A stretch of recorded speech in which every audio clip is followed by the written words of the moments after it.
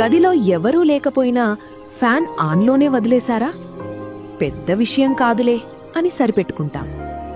Phone పక్కన ఉన్నా ఖాళీ ఛార్జర్ ప్లగ్లోనే ఉందా? దీనివల్ల ఏమవుతుందిలే అని నిర్లక్ష్యం చేస్తాం. పని అయిపోయినా టీవీ ప్లగ్ కట్టకుండా రిమోట్తో ఆపేసి వదిలేస్తాం. ఆ చిన్న రెడ్ లైట్ కూడా నిరంతరం కరెంటును వాడుకుంటూనే ఉంటుంది.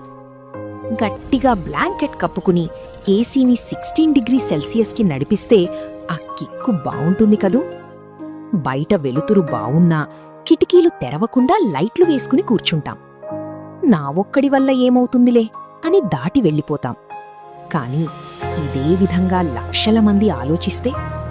మీకో నిజం తెలుసా? ఒక ఖాళీ గదిని వెలిగించడానికి కూడా ఒక పవర్ ప్లాంట్ పనిచేయాల్సిందే. మన విద్యుత్లో ఇంకా 70% బొగ్గు కాల్చడం ద్వారానే వస్తోంది. ఒక్కసారి మాత్రమే కదా, నేనొక్కడే కదా, ఏం మారుతుంది అనిపిస్తుంది కదూ. కాని అలా అనుకుంటూ కొన్ని లక్షల మంది అదే పని చేస్తే ఆ చిన్న అలవాట్లే పెద్ద ముప్పును తీసుకొస్తాయి. ఈ చిన్న చిన్న అలవాట్లను మార్చుకుందాం. అదే పెద్ద మార్పులకు పునాది అవుతుంది. మన విలాసం భూమికి వినాశనం కాకూడదు. ఇప్పటి మన బాధ్యతాయుతమైన ప్రవర్తనే భవిష్యత్ తరాలకు మనమిచ్చే కానుక.